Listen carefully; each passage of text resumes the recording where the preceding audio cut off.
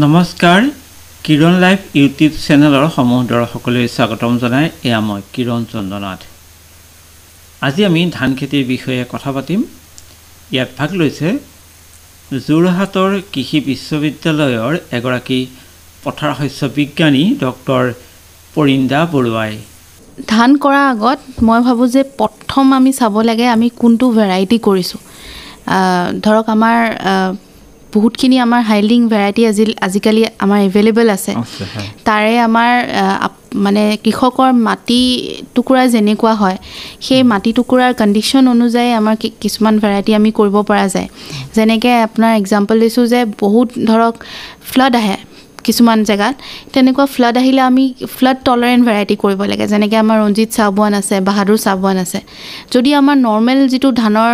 Normal মাটি তেনেকুৱাত আমি ৰঞ্জিত কৰিব পাৰোঁ বা বাহাদুৰ কৰিব পাৰোঁ। তেনেকুৱাকৈ আমাৰ সেইটো চাব লাগে। 2 নম্বৰ বস্তুটো আপোনাৰ চাব লাগে যে তেওঁলোকে বীজটো ক'ৰ পৰা লৈছে। বীজটো যদি ভাল নহয় ধান গছজোপাও বেমাৰী হ'ব আৰু তাৰ মানে আপোনাৰ উৎপাদনটো কমি আহিব। সেইটো এটা মেজৰ বস্তু মই ভাবোঁ। আৰু বাকীখিনিতো আমাৰ ধৰক এটা পেকেজ অফ প্ৰেক্টিছখন আছেই। সেই পেকেজ অফ প্ৰেক্টিছখন ফ'ল' কৰি পেলাই কেনেকৈ ৰুব লাগে, কেনেকৈ ফাৰ্টিলাইজাৰ মাৰিব লাগে, কি কৰিব লাগে, সেইখিনি ধৰক আমাৰ এটা নিৰ্দিষ্ট আমাৰ কৃষকখিনিয়ে আমি গমেই পায়।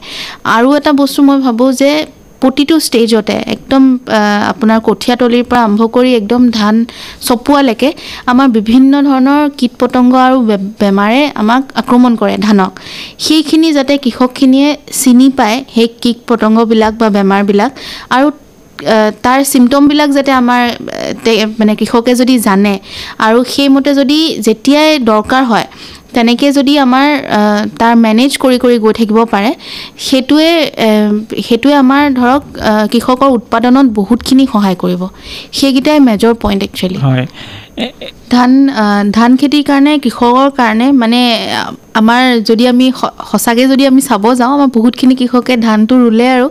ইমান ফিল্ডলৈ আমাৰ গৈ পেলাই মনিটৰ কৰি থকা দেখা নাযায়। কিন্তু এইটো এটা বহুত মানে মনিটৰ কৰাটো বহুত মই ভাবোঁ বহুত ইম্পৰ্টেণ্ট হয়। কাৰণ কি আমাৰ কিছুমান আজিকালি পোক পতংগ বা বেমাৰ আহিবলৈ লৈছে যিবোৰ পটককৈ আইডেণ্টিফাইও কৰিব নোৱাৰে, আৰু কেতিয়াবা এনেকুৱা এটা ষ্টেজ পায়গৈ যে গোটেই পথাৰখন এদিন দুদিনৰ ভিতৰত শেষ হৈ যায়। তেতিয়াহে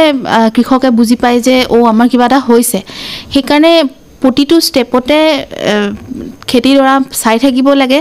তাত কি ধৰণৰ কীট পতংগ আহিছে বা কি ধৰণৰ বেমাৰ আহিছে। আৰু মানে কৃষকে হয় আমাৰ এগ্ৰিকালচাৰ ডিপাৰ্টমেণ্ট বা আমাৰ এগ্ৰিকালচাৰ ইউনিভাৰ্চিটি কাৰোবাক এক্সপাৰ্টক তেওঁলোকৰ প্ৰব্লেমছবিলাক ক'ব লাগে। যেতিয়া আমাৰ এটা বেমাৰ আহে বা পোক আহে সোনকালে যদি আমি এক্সপাৰ্টে যদি আমি ধৰা পেলাব পাৰোঁ তেতিয়া তাৰ মানে তাৰ মেনেজমেণ্টটো প্ৰপাৰ হয়। যদি একেবাৰে যদি লাষ্টলৈ কয়গৈ তেতিয়াহ'লে আপুনি ধৰক চাব যে কেমিকেল মাৰিলেও বা কিবা কৰিলেও আমাৰ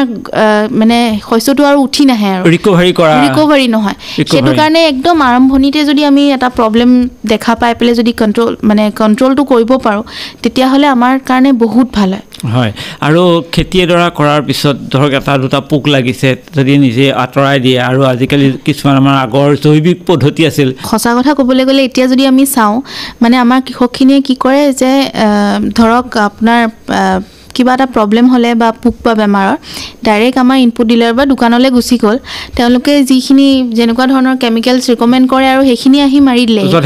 যধে মধে দিয়েহি। সেইটোৱে কেইবাটাও প্ৰব্লেম কৰে। 1 নম্বৰটো নিজৰ হেল্থৰ কাৰণে বা চৰাই চিৰিকটিয়ে হওক বা গৰু ছাগলী হওক মাছৰ কাৰণে হওক সেইবিলাকৰ কাৰণে হেল্থৰ কাৰণে সাংঘাতিক বেয়া।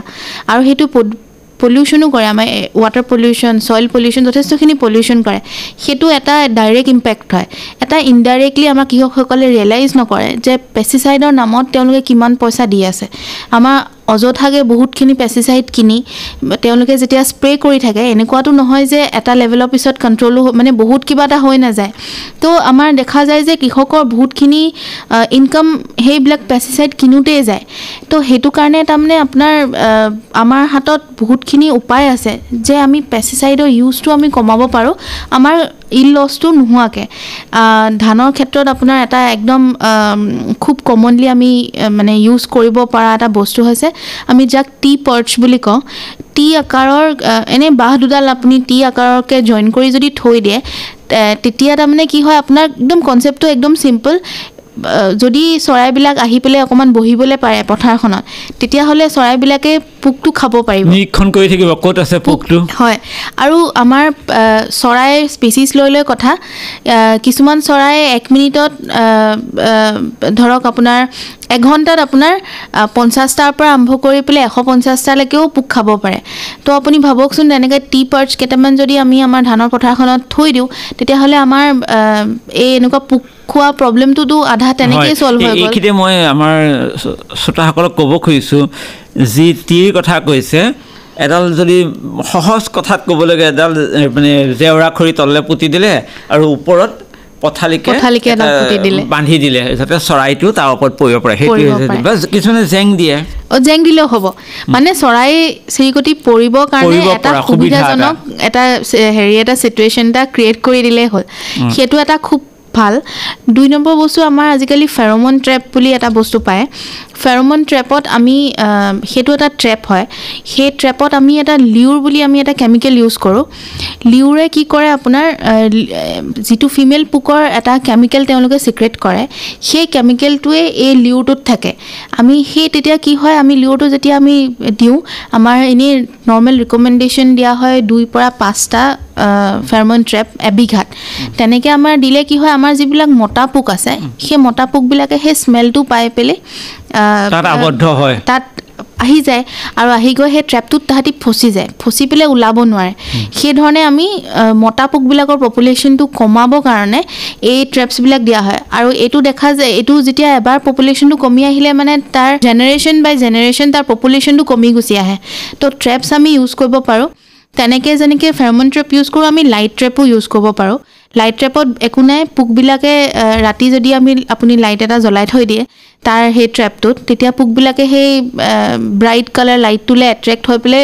ট্ৰেপটোলৈ গুচি আহে আৰু তেনেকৈ আবদ্ধ হৈ পেলাই পোকবিলাক মৰি যায় তেনেকুৱা ধৰণৰ আমাৰ কিছুমান মানে হেৰি খুব মানে সহজে বিজ্ঞানসন্মত কিছুমান কেমিকেল ব্যৱহাৰ নকৰিও ধানডৰা ৰক্ষা কৰিব পৰা এটা উপায় আৰু পানী থকা কথাটো পানী কিমান থাকিব লাগে ধৰা পানী আপোনাৰ এনেই মই যিটো ভিডিঅ' আপোনাক দেখুৱাইছিলোঁ তাতে সেই খেতিডৰাত আপোনালোকৰে প্ৰডাকশ্যনৰ নয়নজ্যোতি বৰকাকতি কৃষি পাম এখন তাতে পানী থকাটো উচিত নে অনুচিত পানী থকাটো উচিত ধানে সদায় পানী বিচাৰে 2-3 চেণ্টিমিটাৰ বা আপোনাৰ 5 চেণ্টিমিটাৰমান আমাৰ পানী থাকিব লাগে বহুত বেছি থাকিব নালাগে আপোনাৰ তথাপিতো ভেৰাইটি লৈ কথা আপোনাৰ যিখন আপোনাৰ কৃষি পাম আপুনি দেখুৱালে সেইখনত তেওঁলোকে চিড প্ৰডাকশ্যন কৰি আছে যিটো আমি স্মাৰ্ট চিড প্ৰডাকশ্যন বুলি কওঁ স্মাৰ্ট চিড প্ৰডাকশ্যন বুলি এইকাৰণেই কোৱা হয় যে আমি যদি চাওঁ আমাৰ এটা ভেৰাইটি যেতিয়া আমাৰ এটা ৰিলিজ হয় এটা ভেৰাইটি ৰিলিজ হোৱাৰ পৰা যিটো প্ৰচেছ হয় আমাৰ গোটেই অল ইণ্ডিয়া সেই প্ৰচেছটো কি হয় এটা ভেৰাইটি আমি ধৰক আজি উলিয়ালোঁ নহয় সেই ভেৰাইটিটো বিজ্ঞানীজনে ওলোৱাৰ পৰা ফাৰ্মাৰবিলাকে একচুৱেলি পোৱালৈকে আমাৰ 7-8 বছৰ লাগি যায় সেই চিষ্টেমটো লাগি গ'লে কি হয় বহুত বছৰ হৈ যায় ৰিচাৰ্চ কৰিবলগীয়া হয় নহয় ৰিচাৰ্চ কৰি উলিয়ালে যেনিবা ভেৰাইটি এটা আজি আমাৰ এটা এক্সাম্পল দিছোঁ আমাৰ 2018তে ৰঞ্জিত চাবুৱান আৰু বাহাদুৰ চাবুৱান উলিয়াইছিলে তো 2018ত কি হৈছিলে সেইটো নটিফাই হৈছিলে কিন্তু এতিয়া ফাৰ্মাৰটো আমাৰ যিটো ফ্লাড হয় ক্লাইমেট চেঞ্জৰ কাৰণে যিটো ফ্লাডৰ প্ৰব্লেম সেইটোতো আমাৰ হৈয়ে থাকে প্ৰতি বছৰে এইটো প্ৰব্লেম আৰু প্ৰতি বছৰে আমাৰ তেনেকৈ ধান খেতিবিলাক নষ্ট হৈ গৈ আছে তো আমাৰ ফাৰ্মাৰৰ কাৰণে ইম্পৰ্টেণ্ট আছিল যে তেওঁলোকে যিমান এই ৰঞ্জিত চাবুৱান বাহাদুৰ চাবুৱানটো আমি ফ্লাড টলাৰেণ্ট ভেৰাইটি বুলি কওঁ সি 15 দিনমান মানে 14-15 দিন আপোনাৰ পানী তলত সোমাই থাকিলেও সেইজোপা নমৰে তাত কাৰণ কি চাবুৱান বুলি এটা জিন তাত দিয়া হৈছে তো এতিয়া ফাৰ্মাৰে সেইখিনি ভেৰাইটি পাবলৈ আমাৰ 7-8 বছৰ হয়তো লাগি গ'লহেঁতেন তো আমি আমাৰ এই নৰৱে গভৰ্ণমেণ্টৰে এটা প্ৰজেক্টৰ আণ্ডাৰত আমি স্মাৰ্ট চিড প্ৰডাকশ্যনৰ থ্ৰু আমি ভেৰাইটিটো নটিফাই হোৱাৰ আগতেই কেইজনমান আমাৰ মেইন আমাৰ কণ্টেক্ট ফাৰ্মাৰক লৈ পেলাই আমি তাৰ চিড প্ৰডাকশ্যনটো কৰিছিলোঁ যাতে আমাৰ হাতত চিড মানে যথেষ্টখিনি থাকে সেইকাৰণে এই 5 বছৰৰ ভিতৰত ৰঞ্জিত চাবুৱান বাহাদুৰ চাবুৱানে আমাৰ মানে অলম'ষ্ট গোটেই অসমখন এতিয়া অসমখনত আমাৰ চিড এভেইলেবল হৈ আছে এতিয়া যিখন কৃষি পাম আপুনি দেখুৱালে তেওঁলোকেও ৰঞ্জিত শ্ৰাৱণেই কৰি আছে ৰঞ্জিত শ্ৰাৱণে আৰু এইবিলাক চিড যেতিয়া এজন ফাৰ্মাৰে চিড হিচাপে ধানটো কৰিব তেতিয়াহ'লে তেওঁ তাৰ পইচাটো দুগুণ বেছি পায় আগতে 17 পৰা 18 টকা পাৰ কেজিকে য'ত পাইছিলে সেই ফাৰ্মাৰ কিজনে এতিয়া দিনত ধৰক 25 টকা 26 টকা এনেকৈ তেওঁলোকে যদি আপোনালোকৰ ভাল চিড প্ৰডিউচ কৰিব পাৰে তেওঁলোকে ইনকাম কৰিব পাৰে তো ফাৰ্মাৰ চিড হিচাপে কৰিলে ফাৰ্মাৰ ইনকাম লেভেলটো বহুত বাঢ়ি যায় সেইকাৰণে আমাৰ এই প্ৰকল্পটোৰ পৰা চিড প্ৰডাকশ্যনটো বহুতখিনি এফাচাইজ কৰা হৈছে বিজ্ঞানীয়ে ধান উলিওৱা